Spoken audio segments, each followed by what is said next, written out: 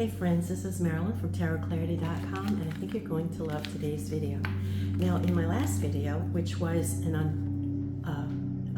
brand new viewing of the Charles VI Tarot put out by Marco Benedetti, I said that in the next video I would do a side-by-side comparison between this handcrafted deck that I showcased most recently with the version that I had from a couple of years ago that was he created through the Make Playing Cards app. However, really when you put them side by side, there's kind of no comparison. You know, how do you compare a handcrafted deck to a mass playing card? You can't really. However, I'm still going to show the Make Playing or the Game Crafter deck side by side, because in some instances there may be differences, and also the larger size of the Game Crafter deck may show us things that we can't maybe see in the smaller handcrafted deck. Now, I apologize for having these things on my head, but I had started a video and I got about 7 minutes into it when my neighbor became obsessed by his leaves again, and so he's out there blowing it away. So I'm trying to minimize the noise, so that's why I have these things on. Now, one of the things that I want to discuss in this video that I neglected to discuss in my unveiling or my showcasing of the handcrafted deck was to point out or to show the other decks that were used to supplement the Charles VI Tarot deck. Now, bear in mind that the Charles VI deck, which is not properly named, it wasn't really ever created for Charles VI, but that's the name it was given and it kind of stuck. But it's also known as the Estensi Tarot. And the Charles VI or Estensi Tarot, as it exists today, only has 16 cards from the higher order, the Triumph cards, and 1 card from the courts. And I neglected to mention or point out which card came from the courts when I did my showcasing. So I'll point that out when we get to it in this video. I don't have the specifics for every single solitary card and where it came from, but bear in mind, if there's 78 cards, right, in a tarot deck, and there were only 17 to pick from, you know, Marco had to come up with 61 other cards. And so in order to do this, he didn't recreate the cards himself, and this is where the scholarship comes in. And this is why when I discuss, you know, what are my favorite, you know, what do I think, not necessarily favorite, but what decks do I think are most significant to have, this is one of them. And in my recent video, you know, probably over the summer, where I was challenged by Thesar from 78 Puertas, one of the challenges within the challenge was to identify 5 decks that I thought were really important. And the Charles VI by Marco Benedetti was definitely one of them. Why? Because of the scholarship that is in there. He didn't just recreate 61 cards so that you can say, oh yeah, that's a bogus replacement, you know, that's like a cheesy modern rendition. He didn't do that. What he did was he compiled a collection of more than 61 cards, because we have several additional cards to substitute if we want. He went and he pulled cards from all of the cards that were being created around that period of time. And he used them to supplement the many Triumph cards that were missing, and also the many core cards and all the pips. Okay? So the decks the decks represented in this deck are the Charles VI, and I will verify each one that is authentic to that deck. He also used the Ercole D'Este to resource some of the cards, the Alessandro Sforza to source some of the missing cards, and 2 decks from the Rothschild canon.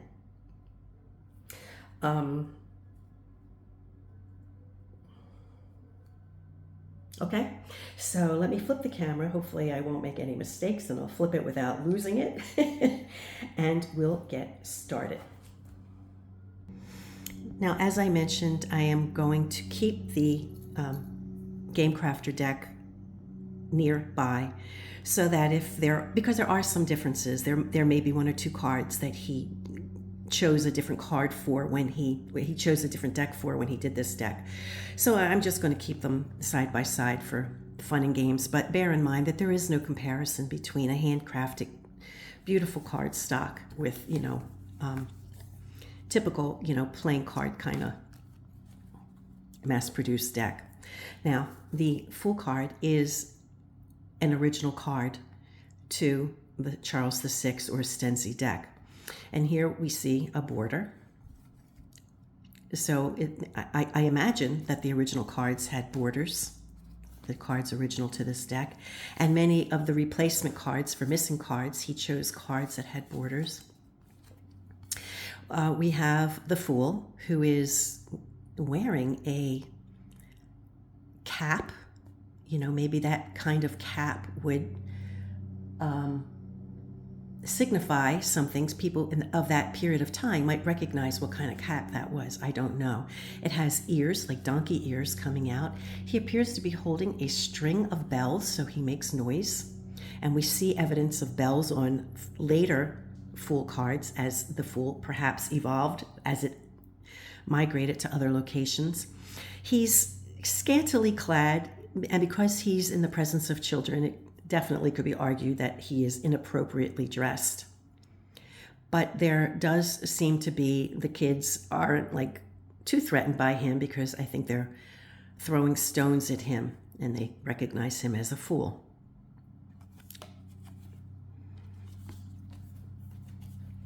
Here we have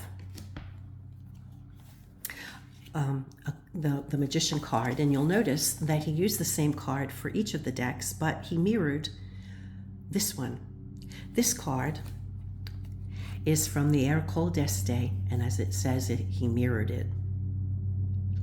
But remember, these are all from relatively the same period of time. Now, from what I can tell, the Charles VI was created around 1470, so it's an early deck. Right? It's not even from the 1500s. And so the decks that Marco used to supplement the missing cards all would have come from that period of time. Give or take, I don't know how many years. Okay, here we have the Empress, who is not original to the Charles VI deck, or the Stenzi. And we have the number 2 on this card. So there's evidence that in this particular deck, which I believe was from Alessandro Sforza, it was numbered. This deck was a numbered deck, but not all the decks had numbers on them. And that, I believe, could have been because the order of the higher triumph cards varied from region to region, and sometimes they didn't have the numbers on the cards, because then it would interfere with how their particular region chose to play a certain card game. But some did have numbers on them.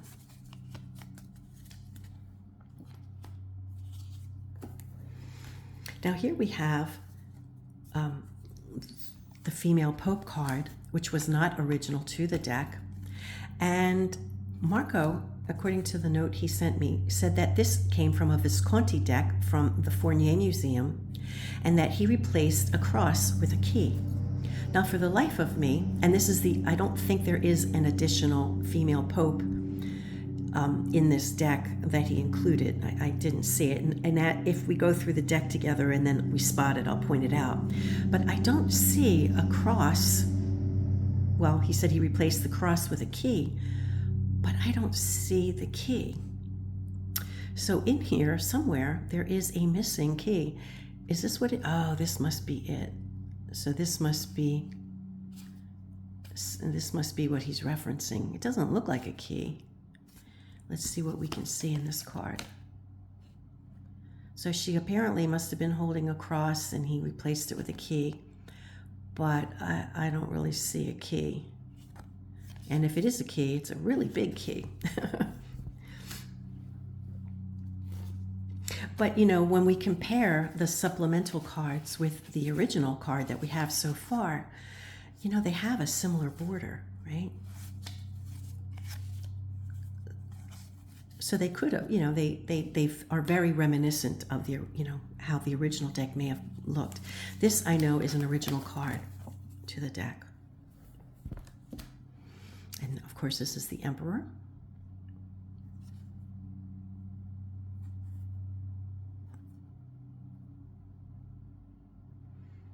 Now, the Charles VI deck, of all the cards that are in this deck, seems to be in very pristine condition, you know? I mean, he photographed the cards as they exist, and, you know, even though we only have 17 cards, 16 Triumph cards and 1 Court card in this deck, I must say that they're in remarkable condition. Here we have the Pope, which is an original. And we see, you know, where we have 2 cardinals. Now, this is 1470. By the time we get to, you know, the TDM style, you know, the Pope has 2 cardinals in front of him with those kind of pilgrimage hats. And maybe they're not cardinals, maybe they're pilgrims. But in any case, in the TDM, we do see a Pope sitting frontwise looking at us with 2 individuals who appear to have this kind of hat. In some cases, the hats are hanging down and you see a tonsured head. The Lover card is also an original card to this deck. And we have a pair of Cupid. And we have what appears to be maybe a marriage celebration or a very happy celebration. So I guess the logic is to assume maybe it's a wedding feast or an engagement kind of party. The Chariot, excuse me, is also an original card to the Charles VI deck. And I want to point out a few things. You know, if we look at this card, it's not all that unlike a Tarot of Marseille deck, in that we have a young man, perhaps a warrior or a soldier, because he does have weapons, within an enclosed space. Now, I realize that this is a border, but perhaps by the time it got translated into other decks, this might have been seen as the, you know, the roof or the canopy of a chariot.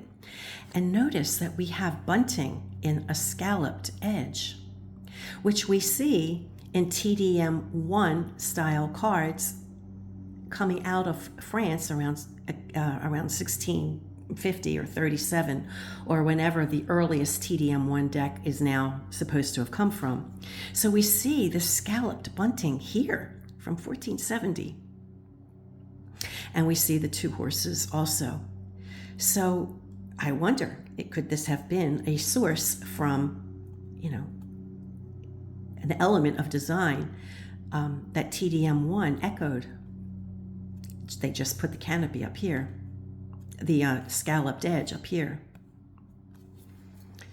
Okay, this is also an original card.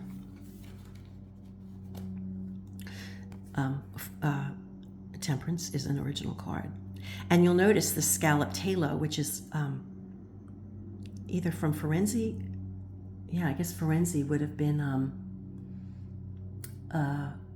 Florence. So that might have been characteristics of Florentine decks. I want to say that, but I'm just not positive.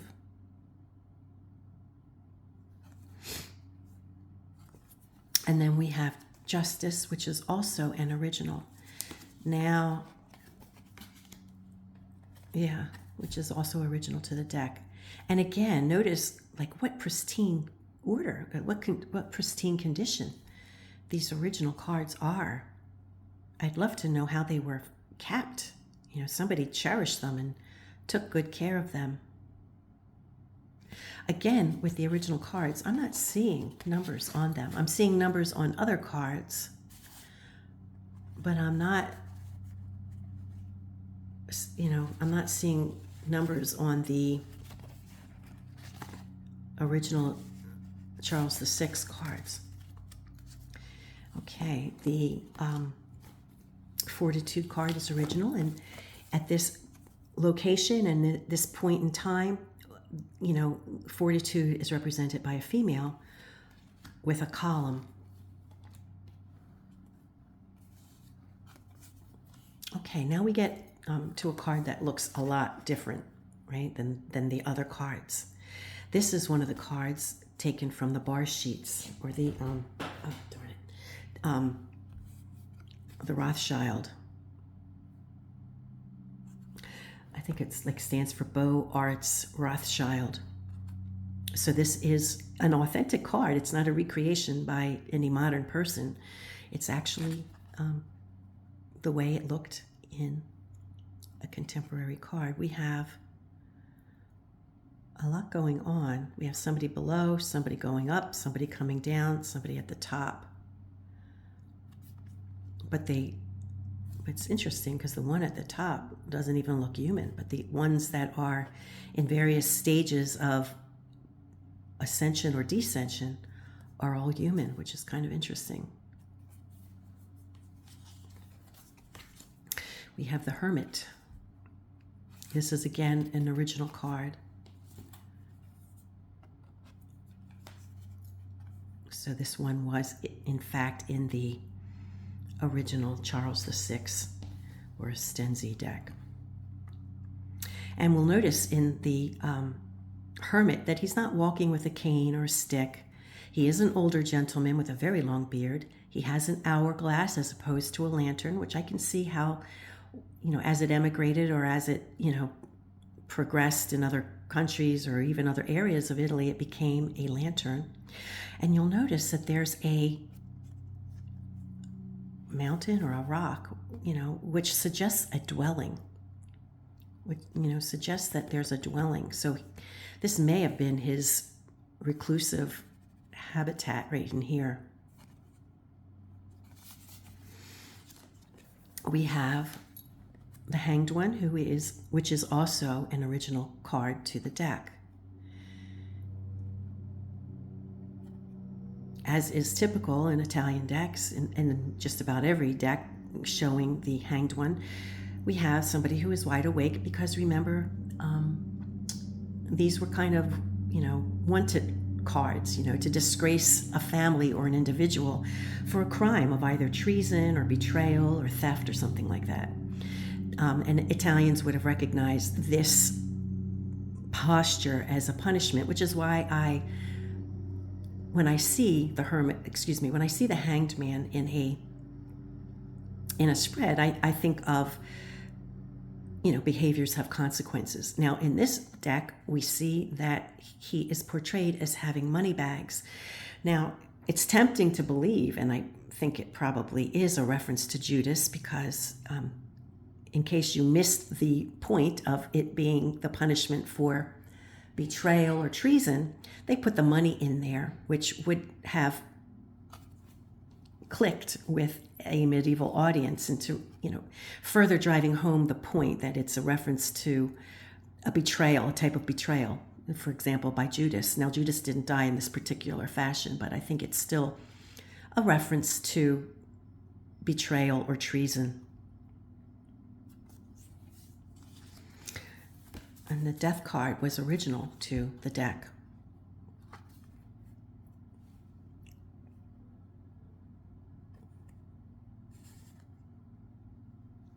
And we see people of all ranks represented, particularly the elite. We see cardinals, we see kings, you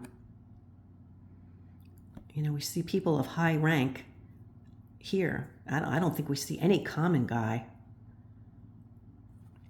As if to say, hey, no matter what you've accomplished, you know, this guy's eventually going to come and get you, which is a little bit of a bleak representation. Here is another card from a different deck, from the Agnolo Hebreo, which I think is from one of the bar sheets. And it looks, you can see that it's in the same hand, or it looks like it anyway, as the same person who did, where is it?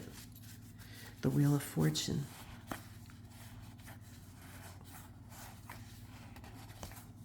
I could have sworn we just saw the Wheel of Fortune.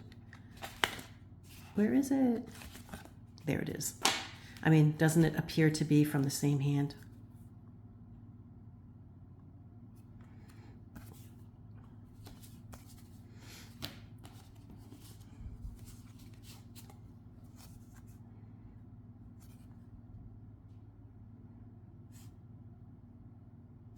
And we, in this card, even though it's kind of like a caricature, we see some of the attributes we see in later decks, you know, like the funny bird feet, a face in the belly.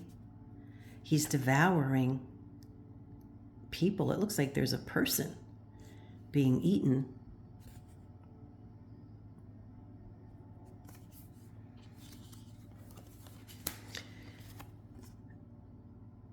Now here, you know, I really want to point this out because like the chariot, like the canopy in the chariot, where we see a scalloped edge, and I have these cards in the order that it was sent to me, you know, so Marco had them in this order. But as we see like a TDM1 trait in the chariot from a deck from Italy in 1471,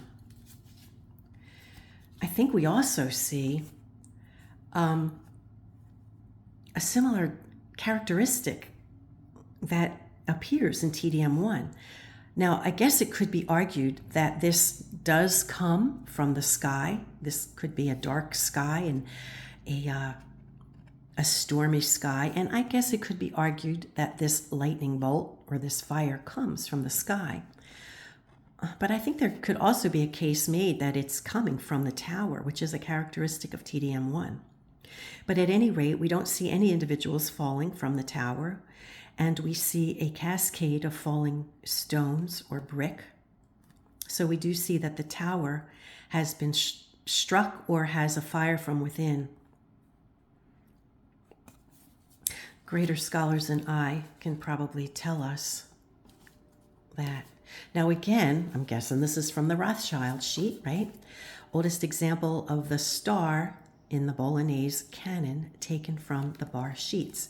Because again, it reminds me of the card of the same creator of the Wheel of Fortune and the Devil, right? So we have a similar kind of caricature thing going on here. It looks like a little bit of a caricature drawing to me.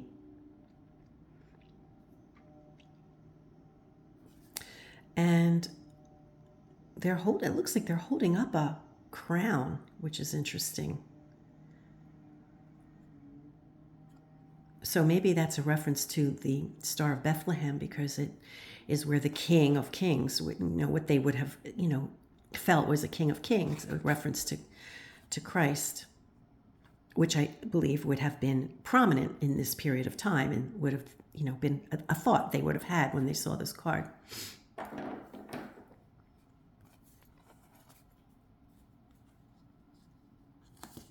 Now the moon card is original to the deck.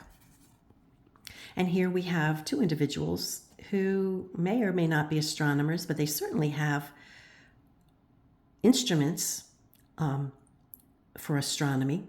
So they could be people who are just outside and they just love astronomy and they're out there as, you know, enthusiasts of the night sky, or they could be individuals who had this profession. But that's the moon. And then we have the sun card with the woman with thread, indicating that this is an activity that you need daylight for, you need sunshine for, right? Now, it's interesting because I think in other decks, I don't know if it's the Tarot of Paris, the Anonymous Tarot of Paris, or if it's from the Via Veil, I can't recall, but this image of a woman with thread appears in one of those decks, but under the moon, right? So they either misunderstood where this image came from, or they reassigned it to the moon because maybe they were associating the moon with female activity. I don't know which it is. It probably, maybe they misunderstood it or something. But at any rate, we have that card. Now, in some Italian decks, the World card would have come after the Angel card or the Judgment card. And I think when it was represented in this way, it probably would have been the penultimate. The World card would have been the penultimate card rather than the last card. But Marco did send it to me in this order. Now, in this Judgment card, now remember, this is an original from the deck. We have two angels with horns, and we have several individuals coming from the grave. You know?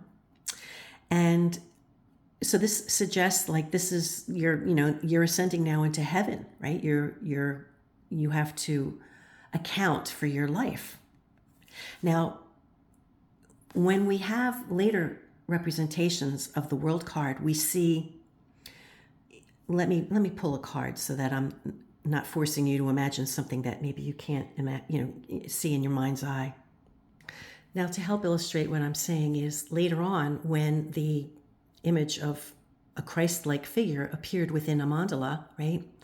And the four evangelists on each corner, by the time that came out, clearly this card was the ultimate card, right? It was like the ascension of Christ into heaven or whatever other associations people began to make with this card, particularly when it began to look like a woman. But here, that's not the image we have. And so, for this deck, I want to give credit to it. It's the Artisan Tarot Noble, a TDM1 style card. Here we have a wreath, some kind of wreath skirt over the private area, and not a C, ribbon in a C formation or even in a reverse C formation, but like a full cape. Okay, but this time, in this early version of the World card, and we see it in other early Italian decks, we see a person who is, well clad, right? And we also have a vision of a city, on a hill. So, and the presumption is that it's a affluent city. It could be representing the city where the deck was created, or it could represent the city of the patron, where the patron who paid for this deck came from. But in this version of the World card, we get a sense that maybe the person is still alive and they're taking stock of what they've achieved, worldly achievement. They've achieved and they've accomplished, certain things in their lifetime, or that they have the potential to achieve those things if you're seeing it in a reading.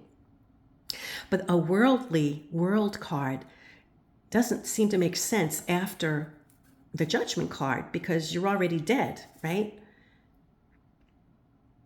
But this card, in history has appeared last, and it's appeared penultimately. So you can decide where you want to put it. When I see versions of the World card that look like this, I tend to put it before the Judgment card because it represents worldly ambition or worldly achievement.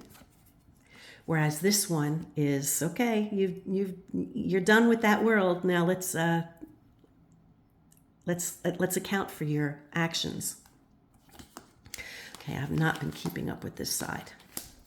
Okay, now this card, we're now out of the Triumph card. So now we're in with the courts, and we have the King of Cups, not from the Charles VI or Stenzi.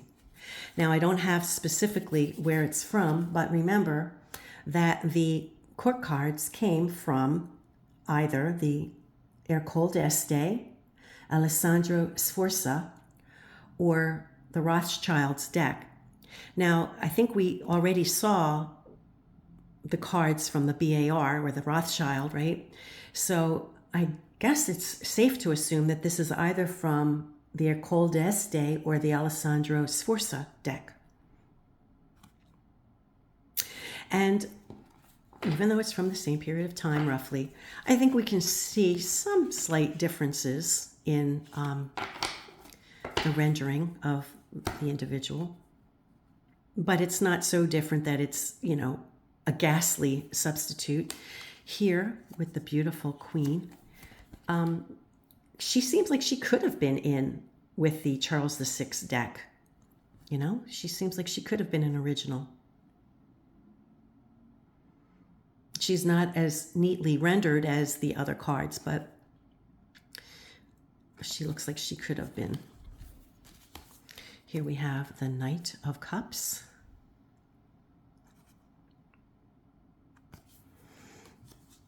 And my boyfriend. Now it seems that Marco may have chosen, I don't know if this is the same card he have here. The Page of Cups. This Page of Cups, at least in the Game Crafter deck, was from Alessandro Sforza. I'm not sure if this one was from Alessandro Sforza because it's a little different. Well, only in that the head is cut off a little bit. So here we see that he has some kind of a kerchief on his head. And if you'll notice, the line in the background seems to be in a different spot where his sock ends on his leg here than it does here, right? So it seems like the sock ends lower than the horizon line. So it's a minor clue, but it looks like it could possibly have been a different card that he chose when he did this one. And you'll notice, many times when I see the Page of Cups, I'll comment that he's my boyfriend because there's usually a drape of cloth over the chalice or the cup. And here we can particularly see it in this Game Crafter version that the cloth drapes from his shoulder and his hand is underneath the chalice, holding it from underneath and not covering it. And this would be an early version of the Page of Cups. So at some point, the draping changed to cover over.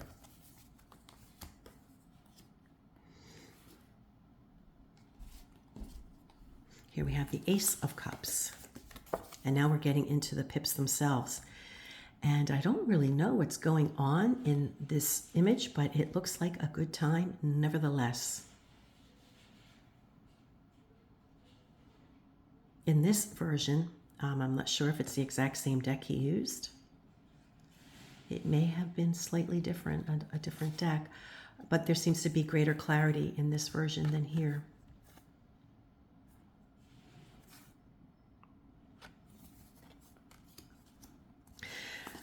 Now, the pips just shine. The pips are just beautiful. Wherever Marco got the pips from, like I said, they're either from the Ercole D'Este or the Alessandro Sforza. They're gorgeous.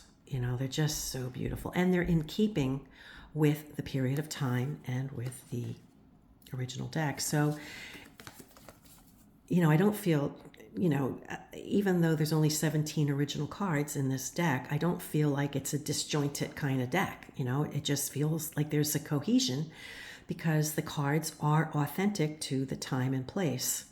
And that's why I praise this deck of Marco's for its scholarship, because that was no small task. Look how beautiful. Look how gorgeous. Oh my gosh.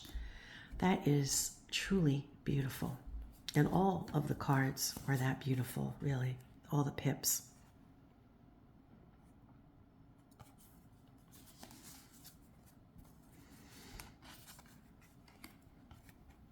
And they all seem to have that dark border. So that, was a thing, I imagine, that dark border. Let's say I want to keep up because I think there is a difference in some of these cup cards. I think we'll see it in the next one. Yeah, in that one. So he may have changed. Yeah, he changed here too. There's a different style of cup, isn't it? there's a different style. So he may have changed his mind and used a different deck for the handcrafted deck than he had used for the game crafter deck. Yeah, you see here the distribution of cups is slightly different, and the shape of the cups is also a little different.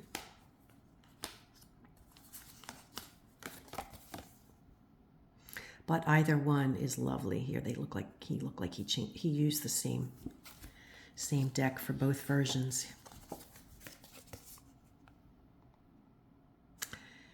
And I'm not sure which one is right side up,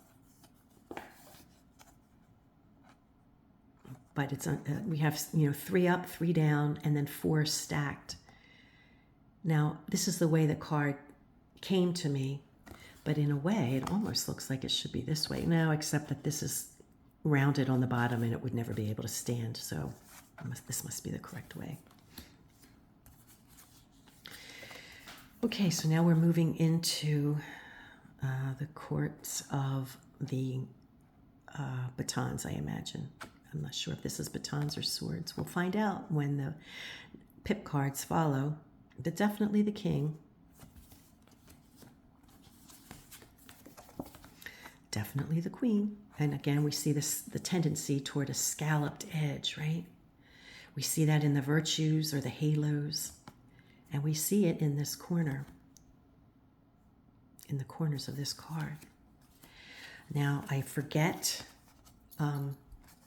what the tortoise shell represents, but we do see it in other historic Italian decks. And I used to know, and I have forgotten, and I didn't think to look it up before I began this video. So for any of you who know what it is referenced to, I'd be more than happy to hear it. I would be appreciative if you could tell me what it is that it is. So this is clearly a sword, because you can see that it's a sword.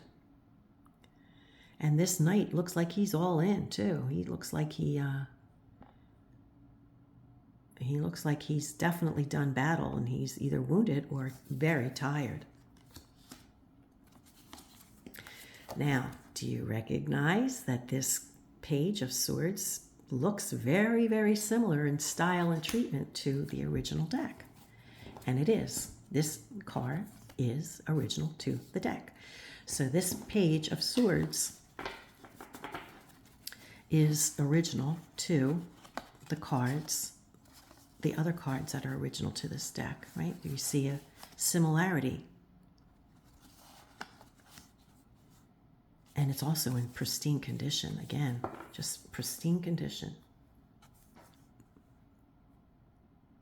So this is the only court card that was original to the Charles VI deck. Okay, now we have the pips, and the pips of the swords. And look how beautiful these cards are. I'm going to hold them up. They are just, oh, this suit is just so beautiful. Now we have the 10, and notice with the uneven numbers where we have, like an even number on one side and the odd number on the other, rather than putting an even number on both sides and then the odd man out is in the center, right? This is how they did it. I love this design. I love it. I just love it even better than seeing an even distribution with one in the center for odd cards rather. So again, this suit is just, look at this. He picked gorgeous pip cards for this deck.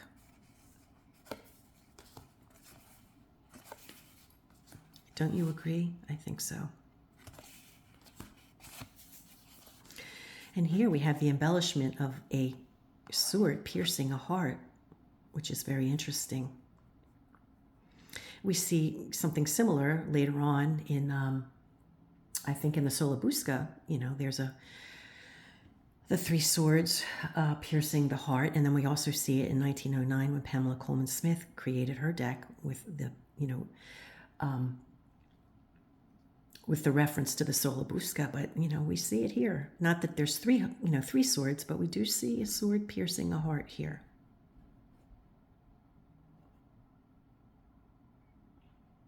And it does seem to be kind of bloody, because it seems like there's like a drip, In which case, you know, it reminds us that the suit of swords, they are weapons, and they are an assertive suit. You know, they're an aggressive suit. So I'm going to just get these so that we're on the same page with the other deck. Okay, again, it's a different suit. It's the suit of batons, but again, we see a king with a tortoise shell for a shield. So maybe that's a reference to a historic story or anecdote about, you know, warriors who had, maybe they used tortoise shells as shields, you know, in those days. I don't know. It would have to be a really big tortoise, however, wouldn't it? And the queen.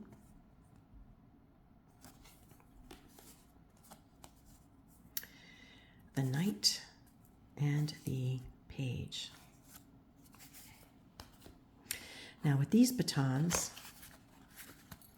you'll notice that the odd number is treated in the familiar way that we're accustomed to seeing the odd sword in the center, rather than the way it was portrayed in the suit of swords, the suit that was used. You know, I don't know if the suit of batons and swords, I don't know if Marco took them from the same deck, right? Because we don't see an odd number on one side and an even number on the other side, right? We see them split up evenly with the odd man in the center. But again, it wouldn't be hard to find out because it's either from the Ercole D'Este or the Alessandro Sforza deck. And here we have something very similar to the sword, the Ace of Swords, except this is pointing downward with the crown and there's no bleeding heart. Okay, now we're entering, I guess this is the coins. So the courts of the coins.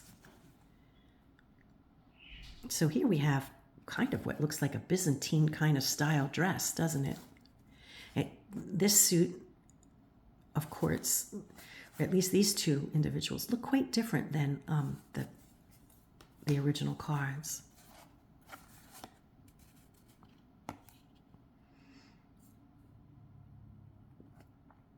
And we see the scalloped edge in the corners again. And now we have the suit of coins. Let me just pull all the coins.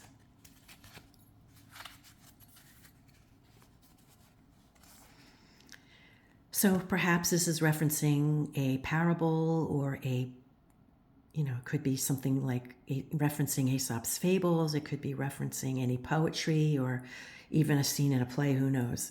But we have a hunting dog, it looks like, something here underneath, I don't know what that is, and a fleur-de-lis.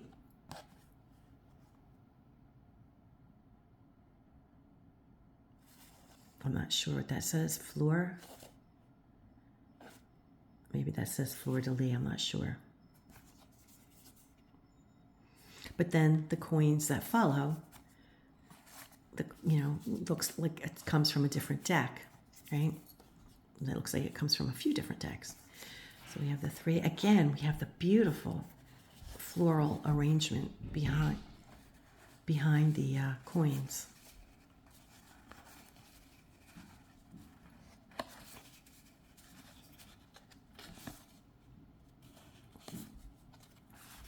And I think now we are down to some of the extra cards. I think we've seen now the entire deck.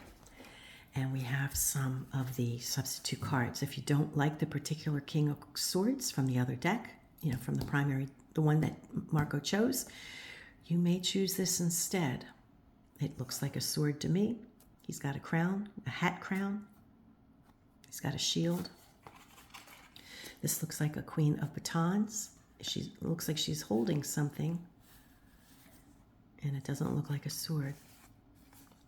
Here we have an alternate Temperance card, but since we have the original card from the original Charles VI deck, I wouldn't trade it out. You know, I wouldn't use this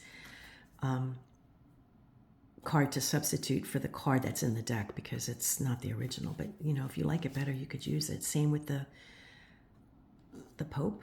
And here we see he's got something in his hands, dangling from his hands. He's got something else in this hand. let me see if it's more clear in this deck. Excuse me while I go through it, I'm sorry. Oh, it's not in order, of course. I don't have them in the same order, so I'm not going to be as proficient in putting them side by side. Let me turn off the camera for a second. Okay, here we have it in the other deck, but I don't think it's as easy to see whatever this thing is. Well, he has something going on his hand. That could be a reference to the stigmata, couldn't it? He has something on the back of his hand.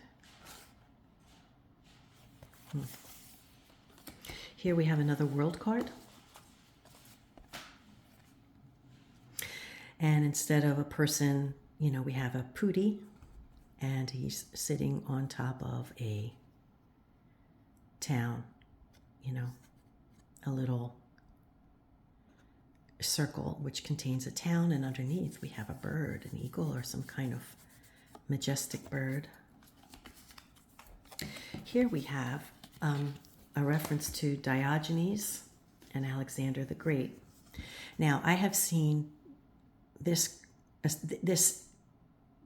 design, not particularly maybe exactly this particular card, but I have seen this scene referenced in other tarot decks, sometimes for the Hermit and sometimes for the Sun card. Now, the story regarding this, which a medieval audience would have recognized, is that Alexander the Great approached Diogenes, and I imagine it must have taken some effort to get to where Diogenes lived, and he approaches the elder with a proposition. Either maybe it was something like, you know, join my forces, or is there something I can do to assist you, or whatever. And the answer of Diogenes was like, yeah, step aside, you're blocking the sun, you're casting a shadow. So he didn't really have the time of day for Alexander the Great. And that's a funny story.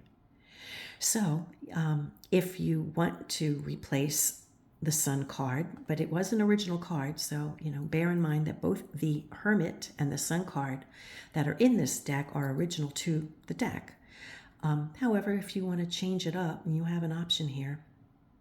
And bear in mind, if you ever see this story in another deck, this is what the story is referencing, and you could see it either as a Sun card or the Hermit card. Here is another, I presume, moon card. You can barely make out the moon. I'm not sure. Let me see what I have here in these other cards. Okay, so the alternate moon card that Marco had in his Game Crafter deck, I don't know that they're from the same exact deck, because there does seem to be a slight variation in the rendering. And also the moon.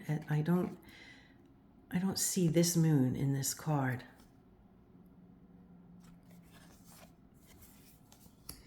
We have an alternate star card, but bear in mind again that the moon and the sun cards, the star card wasn't original, so you could substitute this card for the star card, because I think the star card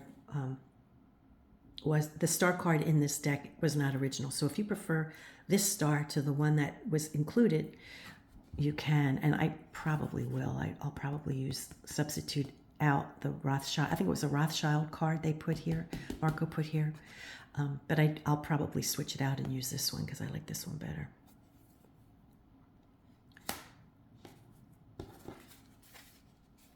Oh, so have I gone through all of them? I might have. Oh no, I have some more extra. Okay, so we have, moving on, we still have more additional cards. Here's a devil card. Again, excuse me, this is not the devil card. This is an alternate fool card.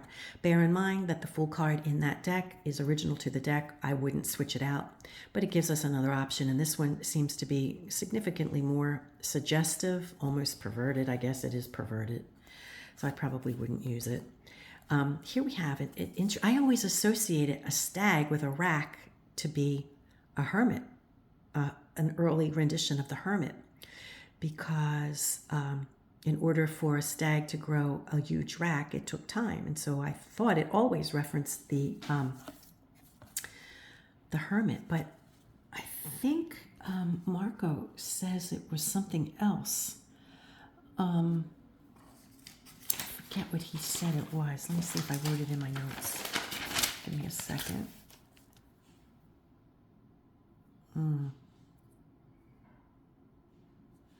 No, I forget what he said it was.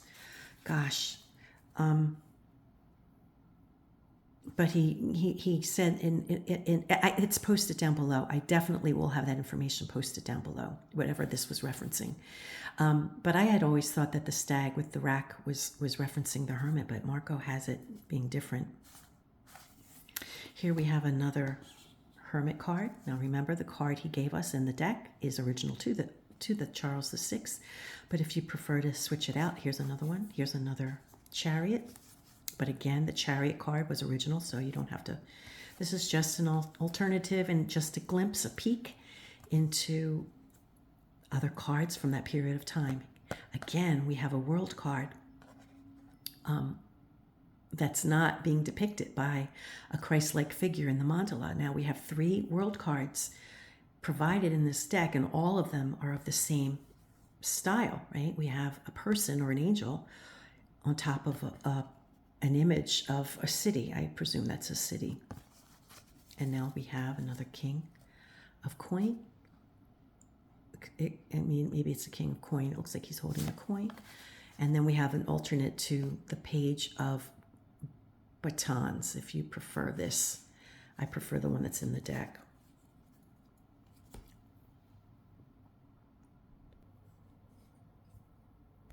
So there we have it, I hope that this, I guess this kind of just became a second run through, a second review of the same deck. But I think it was more extensive and a little more interesting than the one I did. When I got it originally and I showcased the deck originally, I was so excited to have the deck. I was just showing it, without really going through my notes to make an intelligent presentation. So I hope this presentation you find is a little more intelligent. And I hope it's been helpful in appreciating this wonderful deck by Marco. And I realize that handcrafted decks are a bit more expensive. And so, you should, I guess, reserve them, the purchase of, a very expensive deck for special decks. And I'm kind of tight right now. It's the holidays, and I've already been on a moratorium. But when I saw this deck, I was like, I have to have it. I have to have it. So that's why I splurged on this. This will be my Christmas present and my birthday present for the year. I hope you enjoyed this video, friends. And give yourself a pat on the back, because if you hung in there for 53 minutes, you are a tarot geek. Really, you really are.